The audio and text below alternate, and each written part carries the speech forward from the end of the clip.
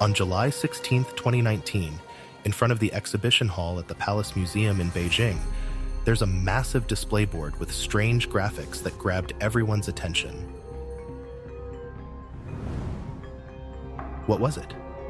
It looked like some kind of wild monster with big round eyes, a wide nose, and a crazy mane. But if you take a closer look, you will see the little square face up on top.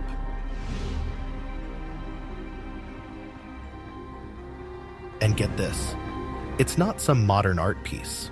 It belongs to the prehistoric Liangzhu culture, some 5,000 years ago.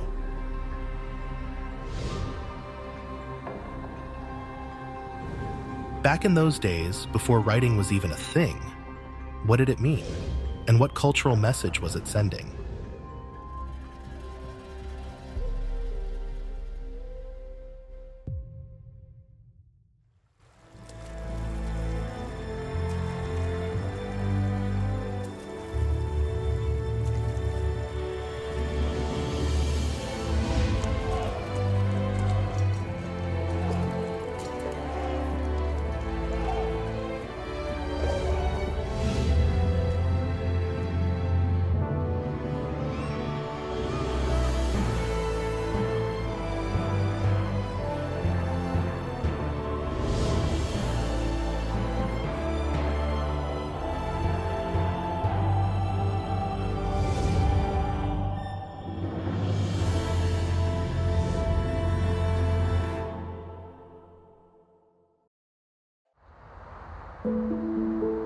On the morning of July 6, 2019, exciting news arrived from Baku, Azerbaijan. The archaeological ruins of Liangzhu city were inscribed on the UNESCO World Heritage List. Therefore, I declare the draft decision 43-8B.15 adopted. This marked the first Neolithic cultural site in China to be recognized as a World Cultural Heritage. Well, Liangzhu is a particularly important site because it takes us back nearly 1,000 years before what was thought of as the first civilization of China. And Liangzhu is definitely another big push. So it is time to move on and think of civilizations in different terms. In contrast to the bustling scene, the Liangzhu Archaeological Workstation in eastern China's Zhejiang province was as quiet as a monument inscribed with history. Hearing the news, everyone here felt a swell of pride because they had contributed to documenting China's 5,000 years of civilization. They also couldn't help but reflect on the unwavering dedication and sense of duty passed down through their predecessors over the past 80 years.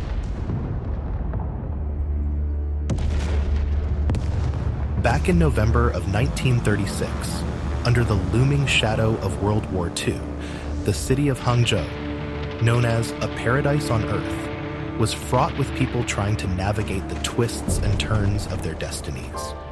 In the town of Liangzhu, located 20 kilometers northwest of the main city, a young man roamed the fields day in and day out.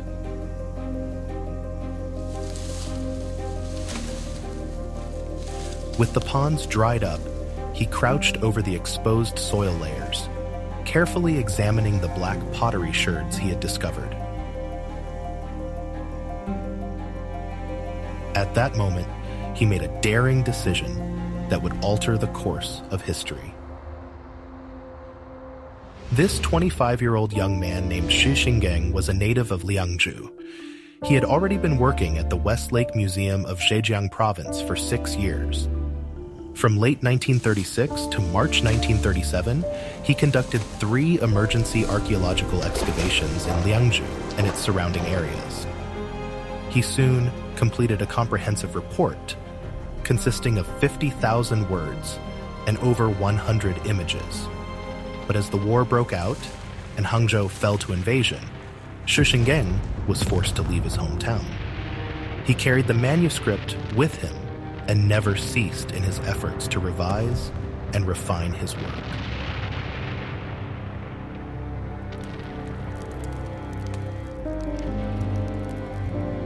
In the autumn of 1938, the report on Liangzhu was finally published amidst fires of war. Shi Xinggang wrote in the preface, "In memory of my hometown, China has a deep-rooted, vast, and resilient culture. As we live in this arduous but also magnificent era, it is of utmost importance to preserve our country's intrinsic culture with the greatest effort, ensuring not even the slightest damage, so that every individual may have unwavering confidence."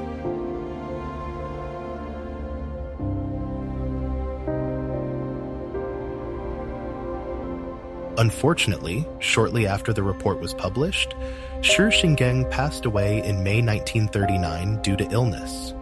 His hopes for further excavations at Liangzhu and his unfinished dreams could only be left for future generations.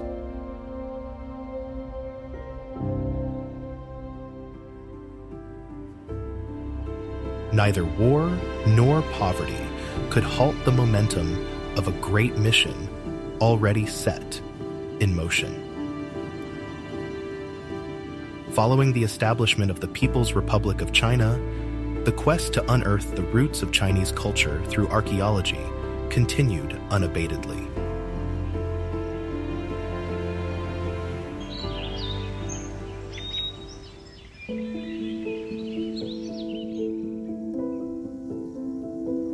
In the summer of 1983, 40-year-old Wang Mingda found himself restless, even as a rare breeze dispelled the stifling heat.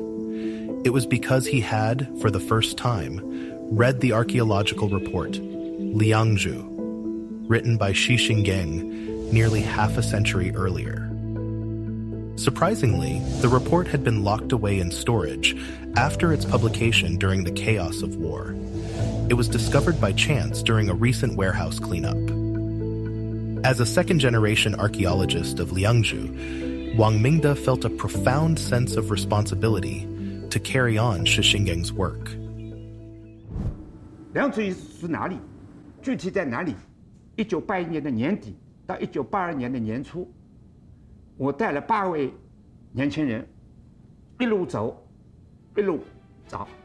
原来施信根先生是13个地点，那我们81年到82年的这次调查，又新发现了20多处地点，所以加起来接近50处地点。Wang Mingda and his colleagues spent 2 years patiently searching within a radius of about 34 square kilometers around Liangzhu. He continually drew confidence from Shi Xinggang's report. At that time, the newly introduced carbon-14 dating technology in China revealed that the Liangzhu culture existed between 5,300 to 4,300 years ago, spanning a period of 1,000 years. Wang could almost certainly conclude that this prehistoric culture in the lower reaches of the Yangtze River during the Neolithic period was indeed exceptional. In March 1986, Wang Mingda was reported that a factory planned to excavate soil from Fanshan Hill in the Liangzhu area.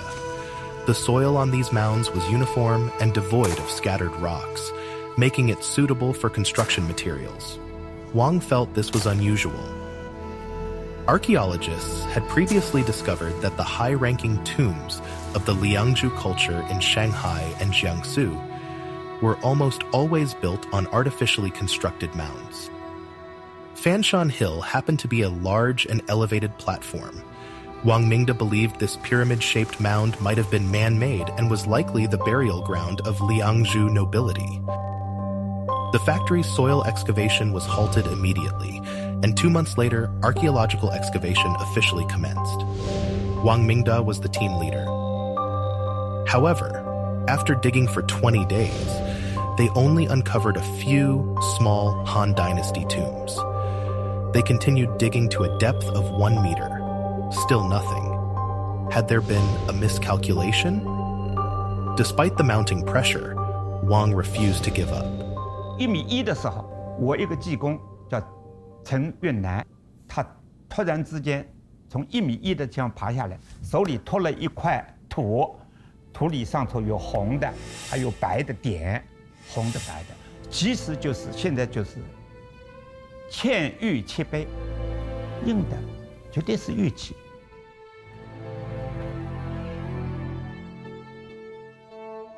Despite the damp and rainy conditions typical of South China, where corpses decay rapidly, the jade artifacts buried in the Fanshan tombs remained remarkably well preserved, and their scale was immense. Excited by this discovery, the archaeological team immediately increased its manpower. Among the new members was a young man named Liu Bin, who had just turned 25. He happened to be the same age as his predecessor, Xu Xingeng, when he discovered the Liangzhu ruins in 1936. 往东西开始露头清的话，好像是清了3天时间，就是你都不停点的在那清。The entire Fanshan site is about 4 meters high, with a length of 90 meters east to west and a width of 30 meters north to south. A total of 11 noble tombs were discovered, arranged in 2 rows from north to south. Wang Mingda assigned Liu Bin to clean the central tomb of the southern row, numbered Tomb 12. To everyone's astonishment, this tomb turned out to be the richest and highest ranked among all Liangzhu tombs discovered, yielding over 1,200 artifacts, with more than 1,100 of them being jade objects. It is from this tomb that a most emblematic large jade artifact was carefully unearthed.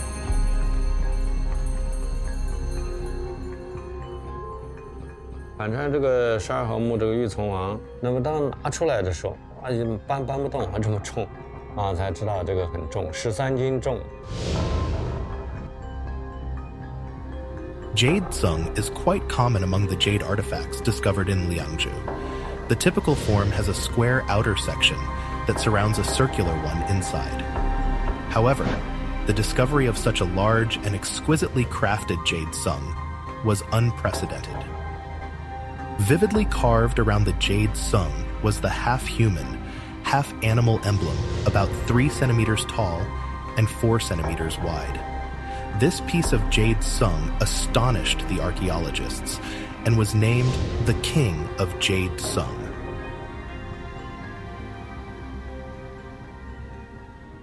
原来对于5000年前这个人到底什么样子完全没有概念，对不对？你都是兽面啊，都是什么？你突然说发现一个人的样子，是吧？胳膊手啊都很好，只不过脸不太一样啊，脸像戴了个面具。你突然觉得见到良渚人了，这个感觉。Then, Liu Bin extracted another large jade artifact from Tomb 12, a jade axe. The edges of the jade axe were intricately carved with the same divine emblem. It was called the King of Jade Axe.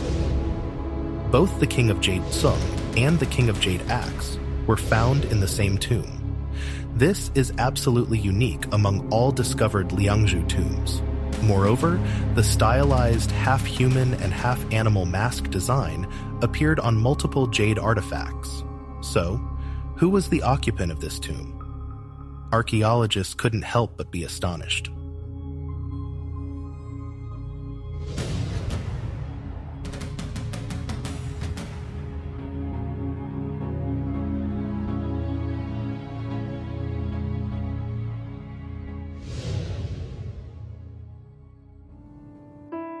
Over the past 80 years, more than 10,000 jade artifacts have been discovered in Liangzhu.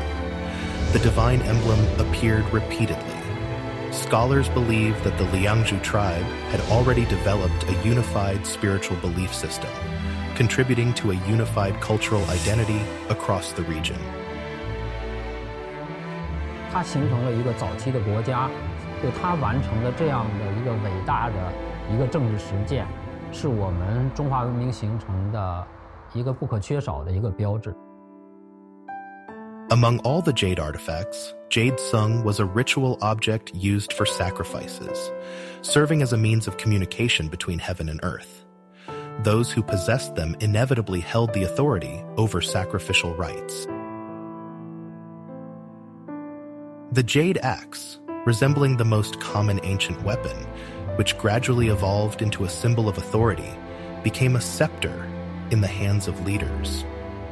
Some scholars believe that the Chinese character for king in oracle bone script is a pictogram of an axe. The jade sung represents divine will, the jade axe symbolizes kingship, and the emblem signifies unity. In other words, the owner of Tomb 12 of Fanshan site was not only the specialized shaman of the tribe, but also the paramount leader who wielded military power. His status surpassed that of all previously discovered nobles in Liangzhu tombs, embodying a combination of authority, wealth, and the power to communicate with gods. He was the supreme leader of the Liangzhu tribe, commanding obedience from all. Archaeologists are thus convinced that the Fanshan tomb complex was the royal burial site of Liangzhu during its peak period.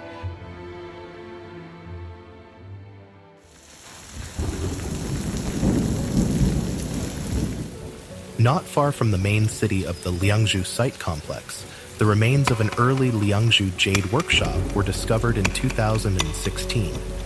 The clinking of axes and chisels from 5,000 years ago still resonates today. We can almost see an elderly jade craftsman at work. Back then, he followed the tribe leader to Liangzhu and won the leader's favor with his ancestral jade crafting skills.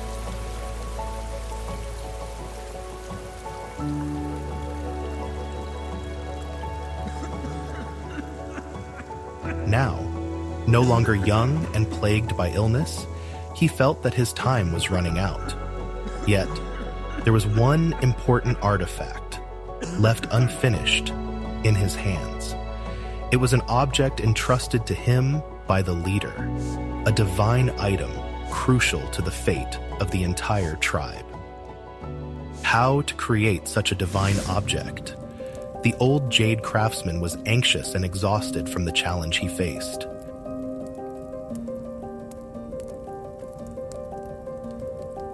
In a state of half-consciousness, he dreamt of the leader wearing a feathered crown with a stern expression, riding atop a formidable mythical beast with a green face, piercing eyes and protruding teeth, unstoppable in its path. Suddenly, they charged towards him, and the old craftsman jolted awake, everything still vivid in his mind. Perhaps this was a divine revelation.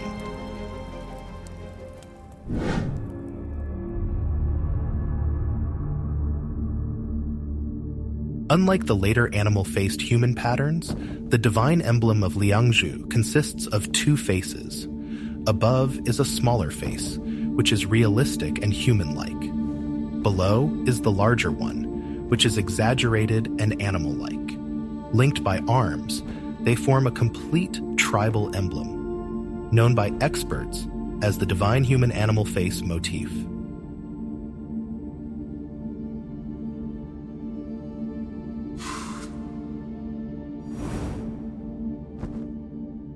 它就是个太阳神，你看它那么圆的眼睛，那么大大的眼睛，上面还刻的鸟，全世界民族它都崇拜太阳，啊，它只不过崇拜太阳的图像可能有点区别而已。良渚的神人，他带着羽冠，胳膊其实就是像鸟的翅膀的形状一样，那个腿呢应该是这个人的腿，而且他的脚已经变成了鸟爪子，表现这个人正在处于一种跟神鸟互变的。这个在萨满式的宗教是一种很常见的一种观念，就人跟动物是可以互变的。In the Fanshan tomb complex, some tomb owners only had jade sung or jade axes. This suggests they were probably Liangzhu nobles with specific roles, where jade items represented their status and power. Archaeologists also noticed an interesting phenomenon. Trifurcate and coronet-shaped jade objects are more commonly found in male tombs, while jade spinning wheels, jade rings, and jade tubes are more commonly found in female tombs.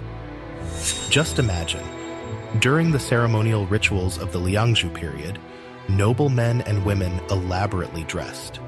The king held his jade sung and jade axes.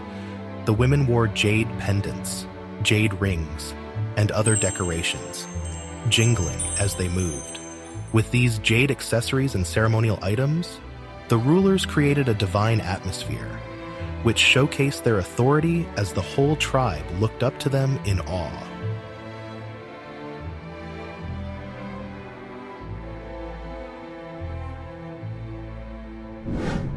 In stark contrast, most civilian graves are pretty simple, with just pottery and stone tools.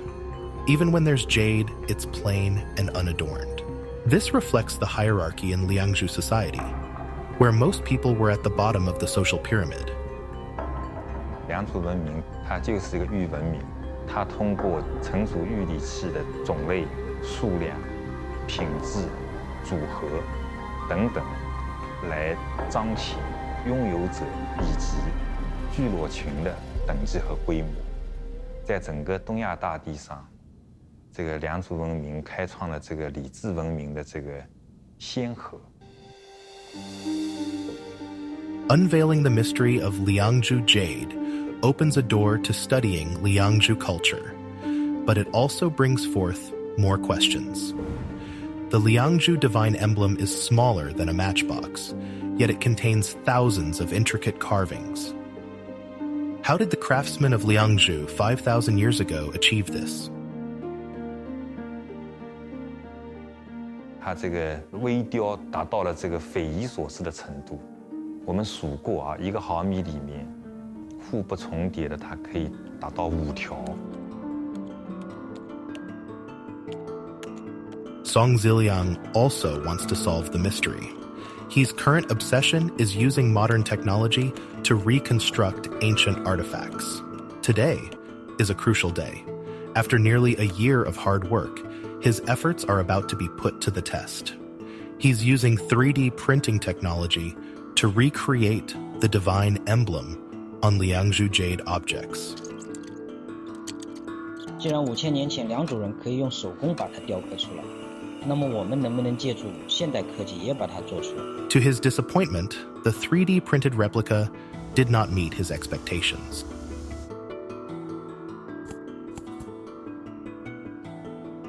我们是借助计算机，我们借助电脑，我们可以放大10倍、20倍。那反观一下，古人要刻一个3、4厘米的一个神徽，在每毫米里面有3、4根线，甚至5、6根线，它在没有放大的一个工具的一种情况下面，它是怎么刻出来的？这个不可以想象，我觉得太高超了。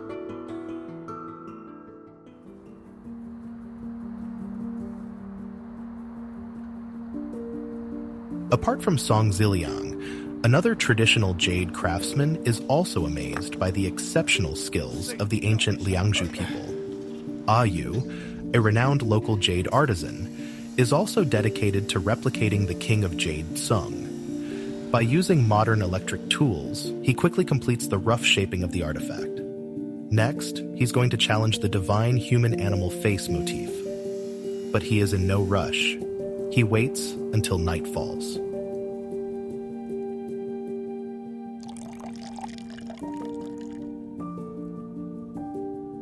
这个东西没有杂念，一点外面的乱七八糟的想法没有，乱七八糟的想法呢，做事情做不好了，已经不用心了嘛，精力分散了。Yu holds his breath, focused. Even though he's using tungsten steel carving tools, carving thousands of lines within a tiny area feels like walking on thin ice. To ensure smooth lines, each stroke must be completed in one go. So, after every movement, Yu pauses to catch his breath. 说实话，一个现在没有这个心，静下来，静不下来。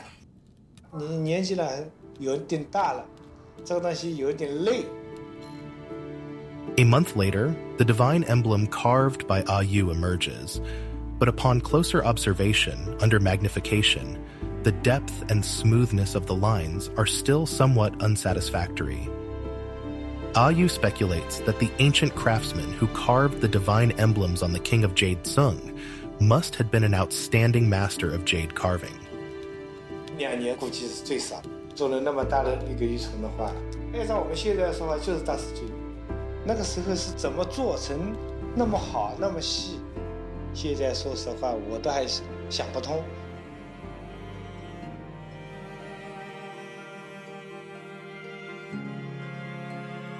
Archaeologists found out that the ancient Liangzhu people not only mastered the most advanced prehistoric jade-making techniques, but also had more than one jade workshop. This indicates that jade production during the Liangzhu period had reached a level of scale and specialization. From selecting materials to cutting and carving, each step was clearly divided among specialized workers. As the weather cleared up, the old jade craftsman felt much better.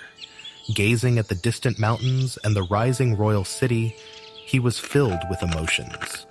It was the leader who had brought the tribe here through all the challenges, giving him the chance to keep practicing his craft. Seeing his son working nearby, he felt it was time to share the secrets of working with jade, passing down their family's traditions and skills.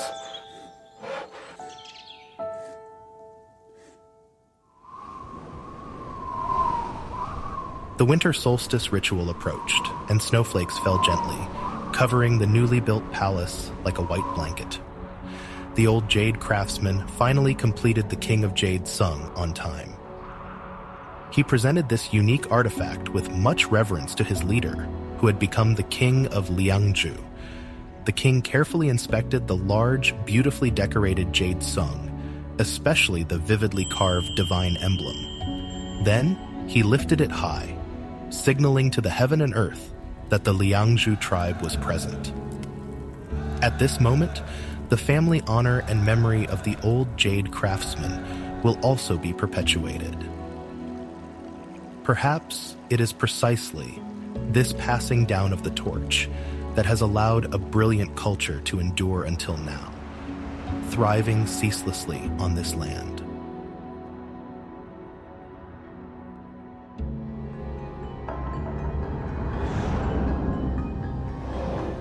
Around 5,000 years ago, on the mysterious 30-degree north latitude line during the peak of Liangzhu culture, the other three great ancient civilizations of the world also reached their maturity. The ancient Egyptians built pyramids along the Nile, the Sumerians established the city of Uruk, and the Harappan civilization in the Indus Valley was represented by the city of Mohenjo-Daro. In comparison, the ancient city of Liangzhu was even more magnificent, standing out uniquely in the history of world civilizations. How was it built, and why did it decline?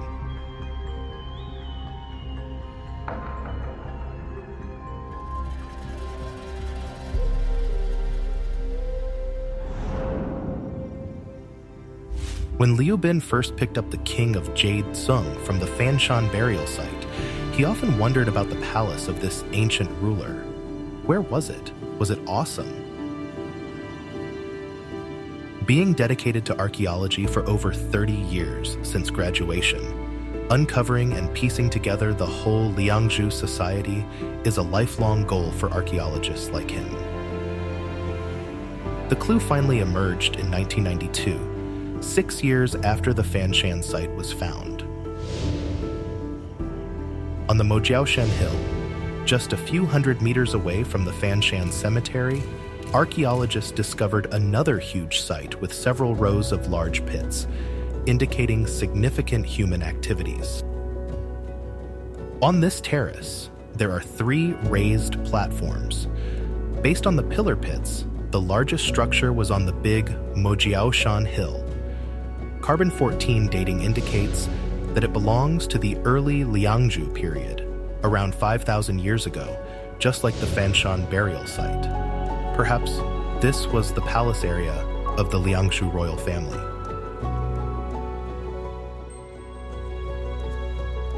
Besides the Fanshan Royal Cemetery, there were altars nearby and a flood prevention embankment to the north, which clearly formed a high-level site complex, with the Mojiaoshan site at the center.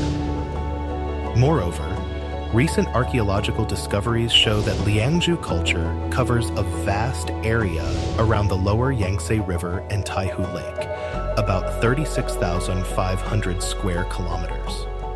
This means the Liangzhu culture is much more than just a prehistoric tribe. So, has the Liangzhu culture truly crossed the threshold into civilization?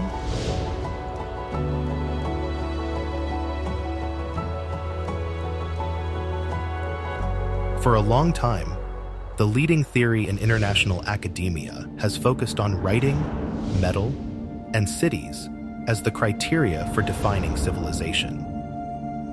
According to this standard, Chinese civilization can be traced back only to the Shang dynasty, over 3,000 years ago. Does this mean that the 5,000 years of civilization, often claimed by the Chinese people, doesn't exist?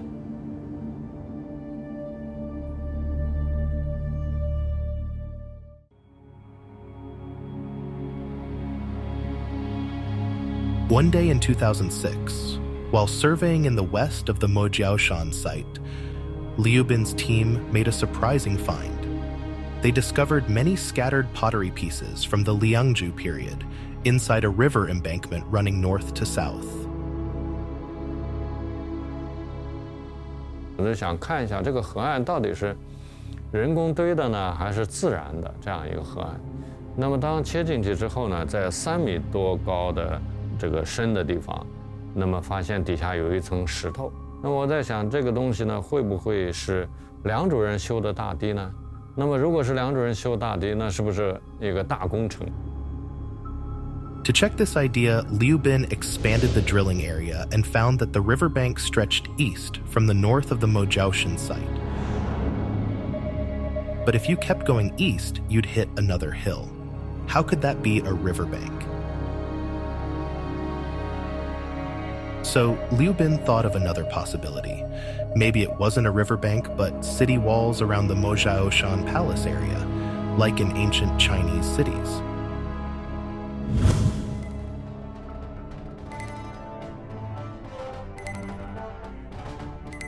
Archaeologists soon found all 4 sides of the city wall. They formed a complete enclosure. Detailed measurements proved that these walls were built by the Liangzhu people using the same method during the same period.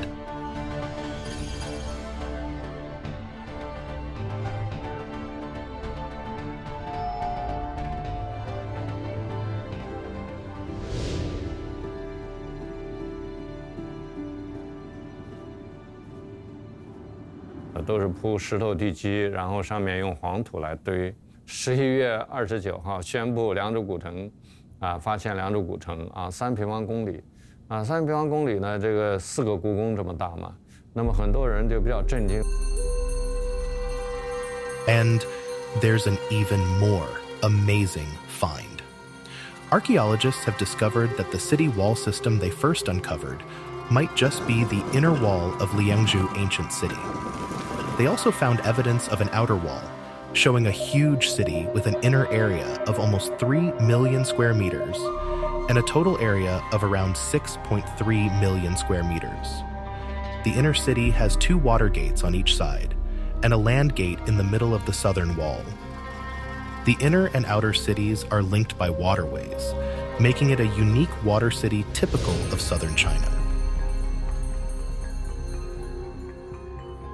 8个水门，但是有一个路门，这个路门恰恰在南部。哎，我当时就跟他们说：“我说你知不知道州县嘛？那在这个城市布局里头有这个南北州县，这是最重要的。而且它这个路门呢，你看它是3个灯，分了4道门，中间这道门应该是主门道，对于后世的这个礼制的这个传递。” 良渚在这遗址在这起了非常重要的作用。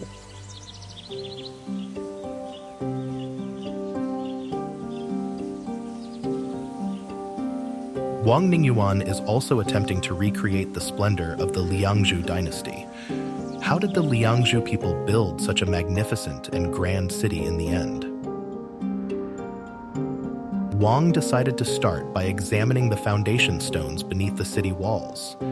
Experts used to think the marshy terrain of southern China wasn't suitable for constructing walls like those in the north.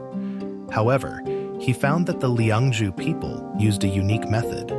They laid a thick foundation of stones, about 20 to 40 centimeters, before building the walls with clay.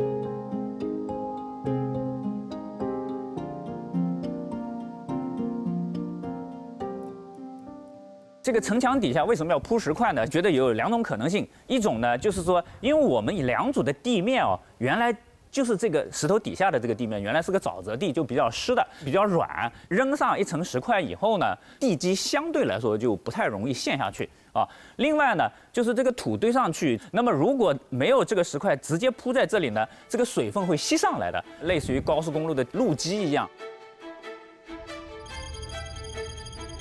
The Liangzhu city wall spans about 6 kilometers in length and stands 4 to 5 meters tall.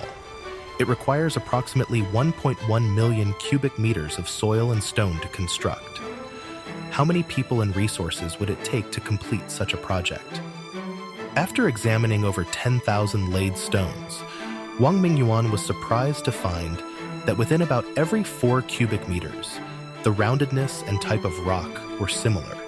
They seem to have come from the same place. Experiments proved that 4 cubic meters could be the load capacity of a boat, weighing around 1.2 tons. Using this, Wang estimated the manpower needed to lay the entire foundation of the city walls. The final calculation showed that the area of one layer of stones laid would be around 290,000 square meters, requiring around 84,000 days of labor. However, the laid stones only made up 1% of the entire earthwork at the Liangzhu site. Factoring in other delays and with an estimated 10,000 workers, completing the project would take at least 20 years. So, building the entire city and its water projects was a long-term effort spanning decades.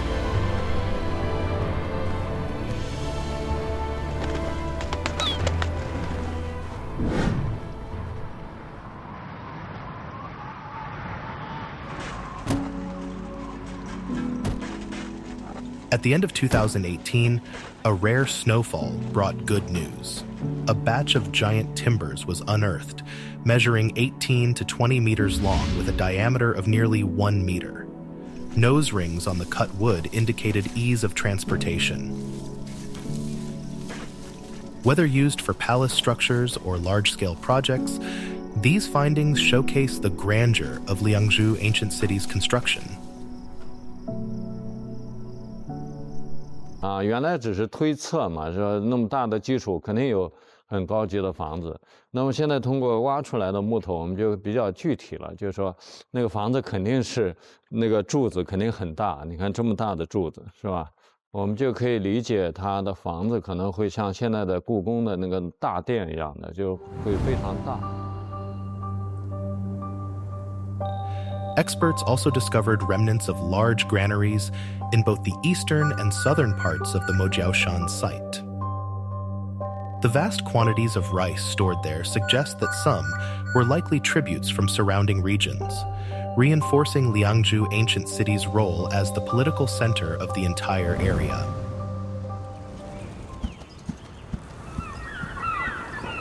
With plenty of food and workers, plus cool building techniques for dams and walls, and a great water transport system, the construction of Liangzhu ancient city and its water facilities was almost set.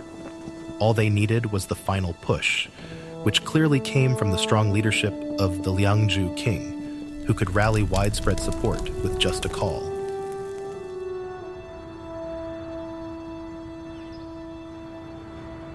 What kind of royal city did the Liangzhu king build? It featured a unique triple concentric layout, with the Mojiaoshan site as the center, along with an inner city and an outer defensive wall, all constructed at equal distances from each other.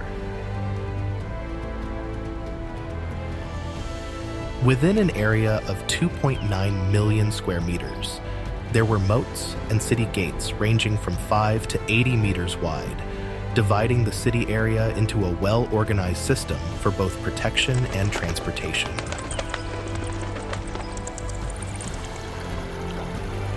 Inside the city, there were wide main waterways in the north, east, and south, flowing nonstop. The kingdom's hustle and bustle shone amidst the shimmering water and beautiful mountains. This is definitely a well-developed kingdom, full of resources and with a big population. 只能一个初步的估算啊，一个人占的遗址面积啊，大概在160、170的平方米一个人。良渚古城加上的周边这个近郊啊，大概是有个3万多人在史前是一个超级巨大的都市了。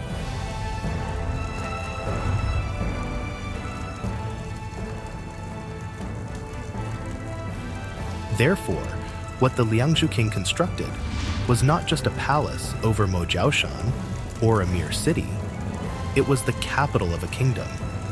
He unified and exerted influence over the entire Liangzhu cultural sphere in the Yangtze River Delta, opening up a path to civilization that had never been seen before.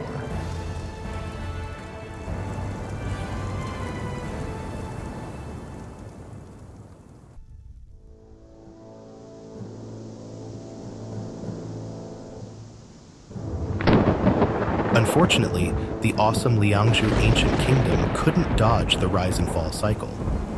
After an amazing history of almost 1,000 years, Liangzhu's brilliance slowly dimmed. What happened? Were there any hidden secrets of civilization?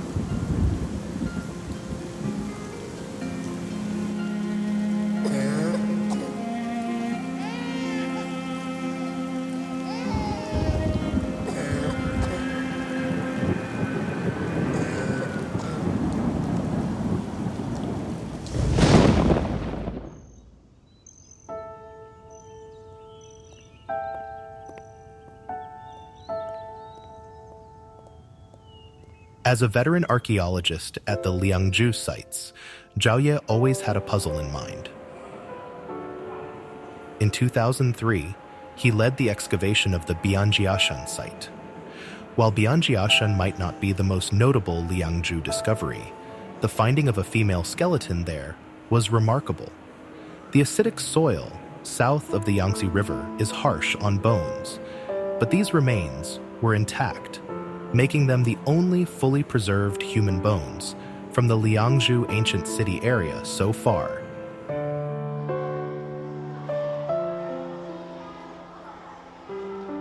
Zhao named the female skeleton Bian after the place where she was found. To him, Bian's remains brought up a lot of questions, which might explain why Liangzhu culture went downhill.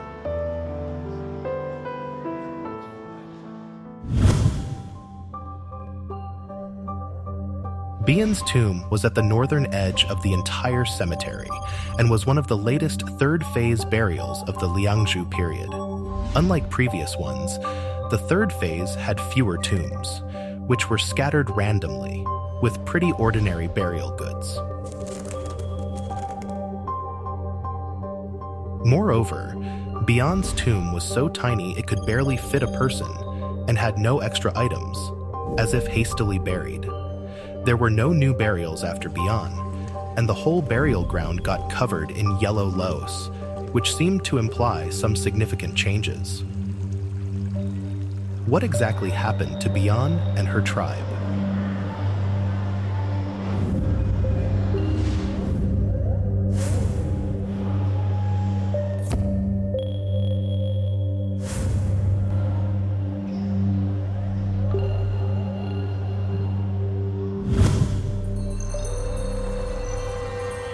Bianjiashan is just 1 kilometer from the heart of Liangzhu's royal city. This area featured important docks connecting the city and large workshops, suggesting a bustling and comfortable life. The people buried here should have lived their lives peacefully, unless something changed. And it seems like something did change gradually.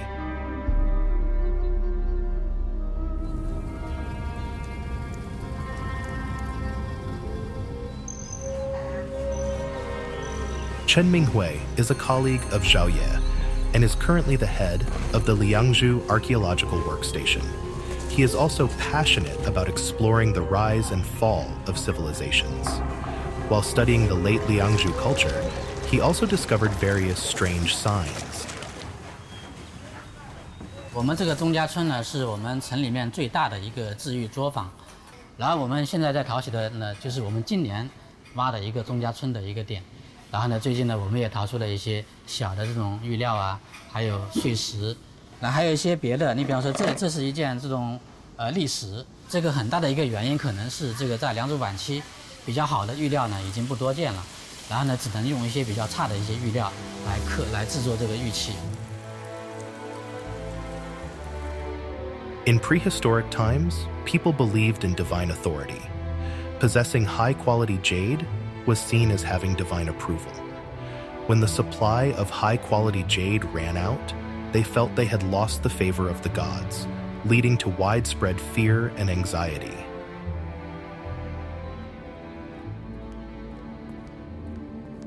Chen Minghui was also surprised to find that by the late Liangzhu period, the once sacred site of Mojiaoshan had become just an ordinary residential area. 然后在这个反山墓地，在莫角山宫殿区上面，都出现了这一层的生活废弃堆积，包括这种江家山，还有这个文家山这些贵族墓地也好，都出现了这种一些良渚晚期后段的生活废弃堆积。这说明什么呢？说明这些神圣的地方啊，已经不再神圣了，可能会出现了一个社会变革，就说明那个时候的这种社会精英可能已经没有了。The once lofty Mojiaoshan site, losing its glory, indicates a clear decline in royal authority. The Liangzhu society, which had flourished for nearly 1,000 years, was now singing a sad elegy. Beyond this, were there other factors that dealt a direct blow to Liangzhu society?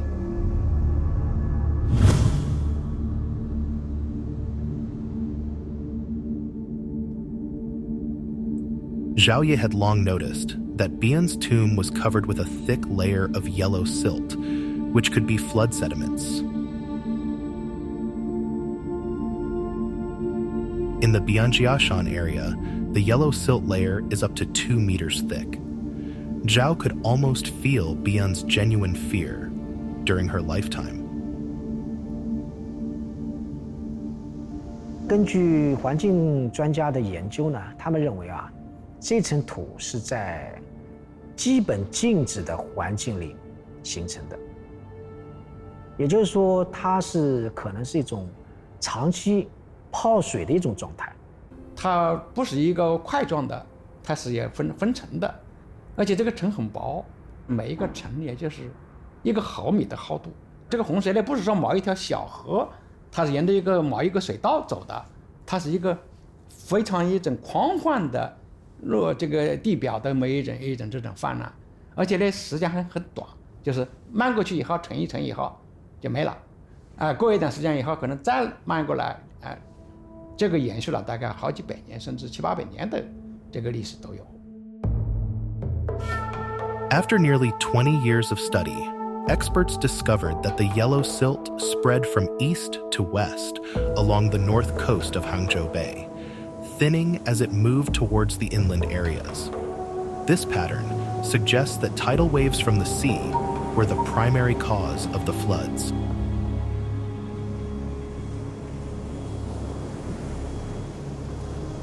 Just as the legend of Noah's Ark recounts, in various prehistoric cultures around the world, there are almost always traces of major floods.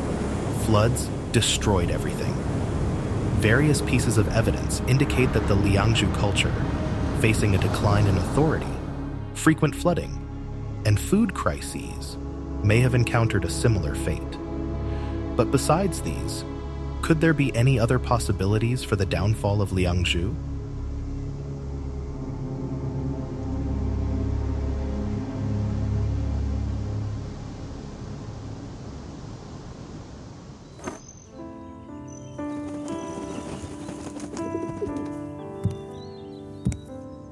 Early in the morning, Bian's husband returned home.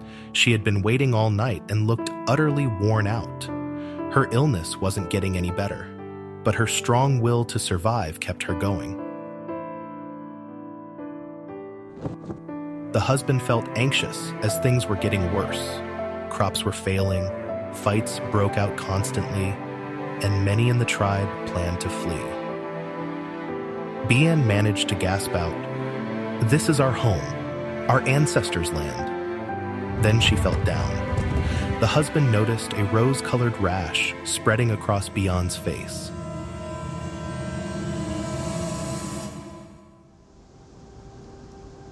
The choice between life and death robbed the Liangzhu society of its former tranquility. In another ancient riverbed, experts found many clear signs of abnormal deaths. 钟家港遗址里也出土了很多人骨，他们并不是正常的墓葬中的人骨，而是一些当时被弃置在河道遗址中的人骨，既有男性又有女性，然后年龄呢既有儿童又有成年人。那么我们可以在这个人骨上观察到一些人工痕迹，比如说这一件，我们可以在它这个断口处发现一些锯割的痕迹。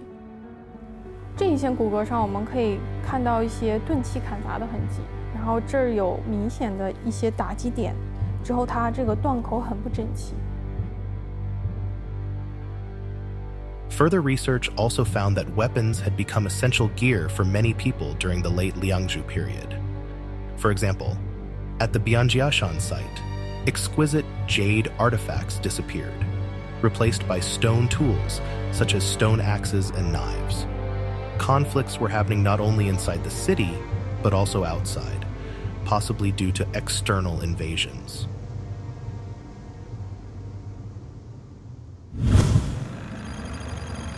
In 2015, another site was discovered some 350 kilometers away from the ancient Liangzhu city, which revealed yet another possibility of internal and external troubles faced by Liangzhu society. The discovery of hundreds of pottery pieces at the site indicates it belongs to the Liangzhu period. Perhaps, due to the dry conditions, many ancient human remains were well preserved here. These people clearly died violently. Some had their hands or arms cut off, some were even decapitated, and most were young adults from the middle to late Liangzhu period. So, was this a battlefield? Were these graves of heroes or buried prisoners of war? Archaeologists speculated that this settlement likely had a certain military nature. They were tasked with defending the Liangzhu civilization and resisting external invasions.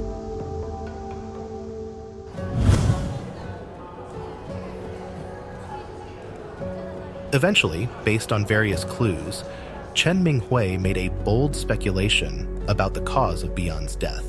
Considering the prolonged and severe flooding during the late Liangzhu period, he suspected that Bian might have contracted an infectious disease like typhoid fever. Research indicates that the average life expectancy at that time was only 27.8 years old. A single epidemic could have been the final straw that broke the Liangzhu people's back.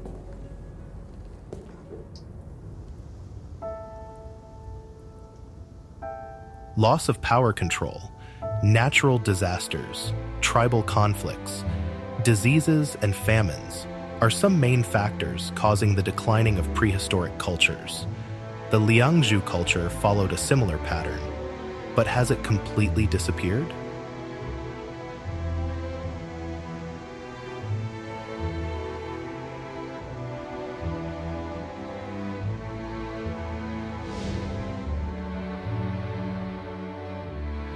If you take a closer look at the artifacts unearthed from the Bianjiashan site, you'll notice that while the pottery and lacquerware may not be as precious as jade, they are equally exquisite and creative.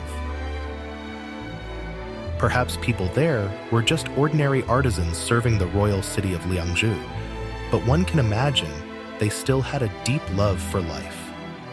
Despite facing inevitable hardships and setbacks, as long as there was a glimmer of hope, they would persevere with all their might.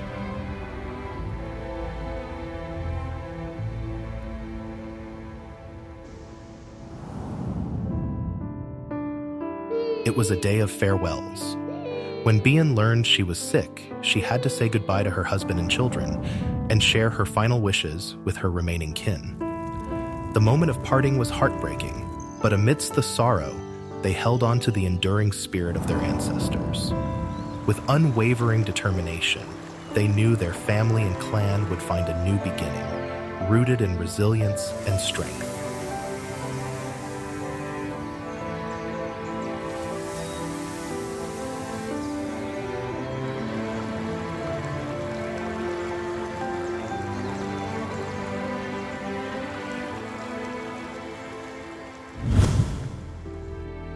"4,000 years have gone by, and Liangzhu once again embraced its moment of glory.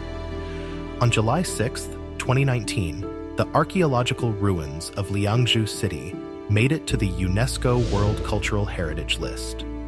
The review mentioned that Liangzhu showed an early regional state with a shared belief system centered around rice farming in late Neolithic China. These ruins are an outstanding example of early urban civilization expressed in earthen monuments, urban planning, a water conservation system, and a social hierarchy expressed in differentiated burials in cemeteries within the property." 那申遗专家还有的，那我们提供了一种中国模式。中国没有金属，没有文字，也能证明它已经是国家了，而且这个国家比你还不弱。长江三角洲这个面积是尼罗河三角洲的1倍这么大，它的统治范围要比古埃及要大呀，给这个判断文明提供了一种新的标准。然后呢，这是一种东方的模式。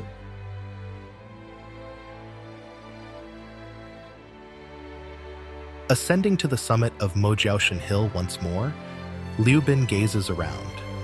He not only feels the ancient ambitions of the Liangzhu king from thousands of years ago, but also senses a new anticipation.